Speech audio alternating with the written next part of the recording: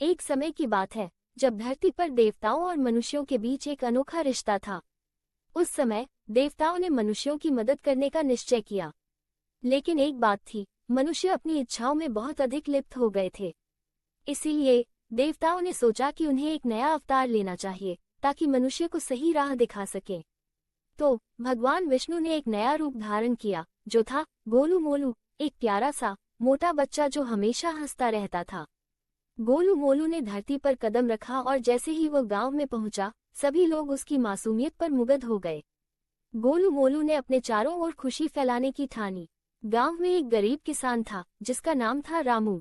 रामू की फसल सूख गई थी और उसके पास खाने के लिए कुछ नहीं था। गोलू मोलू ने रामू को देखा और उसके चेहरे पर चिंता की लकीरें देखी। उसने सोचा, मैं इस किसान की मदद करूंगा।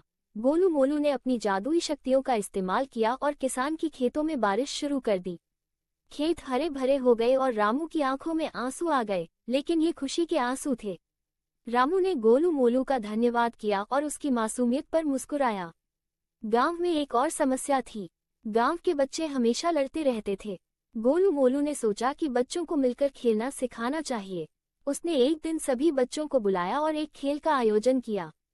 खेल में सभी को मिलकर काम करना था। गोलू मोलू ने बच्चों को सिखाया कि जब वे एक साथ होते हैं तो कितनी मजेदार चीजें हो सकती हैं। धीरे धीरे गांव में खुशियों की लहर दौड़ गई।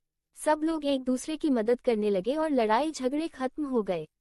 लेकिन एक दिन गांव में एक बड़ा संकट आया। आसमान में काले बादल छा गए और बारिश शुरू हो गई, लेकिन ये बारिश सामान्य नहीं थी। यह एक प्राचीन राक्षस का काम था जो गांव को बर्बाद करना चाहता था।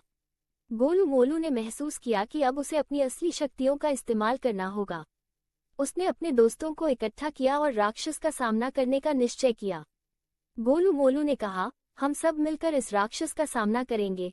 सभी बच्चे और गांव वाले गोलू मोलू के साथ हो गए। गोलू मोलू ने अपनी जादुई शक्तियों से राक्षस को चुनौती दी। राक्षस ने हंसते हुए कहा, तुम क्या कर सकते हो, तुम तो बस एक मोटा बच्चा हो। लेकिन गोलू मोलू ने अपनी हंसी में ताकत भरी और कहा, हंसी में शक्ति है, और जब हम सब एक साथ होते हैं तो हम किसी भी कठिनाई का सामना कर सकते हैं। गोलू मोलू ने अपने दोस्तों के साथ मिलकर एक जादुई गीत गाया। उस गीत की लहरें आसमान में फैल गईं और राक्षस की शक्ति धीरे धीरे कमजोर होने लगी। गांव वाले भी उस गीत में शामिल हो गए। राक्षस को समझ में आ गया कि वो हार रहा है। गोलू मोलू ने राक्षस को एक आखिरी बार चुनौती दी, अगर तुम सच में ताकतवर हो तो हमें अपने डर से बाहर निकालो।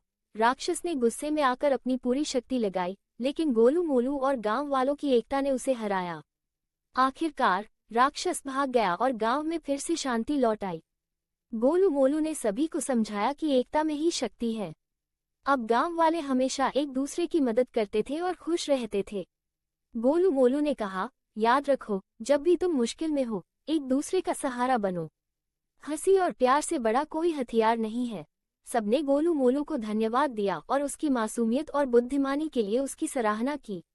गोलू मोलू ने फिर से अपनी जादुई शक्तियों को समेटा और देवताओं के लोक में लौट गया।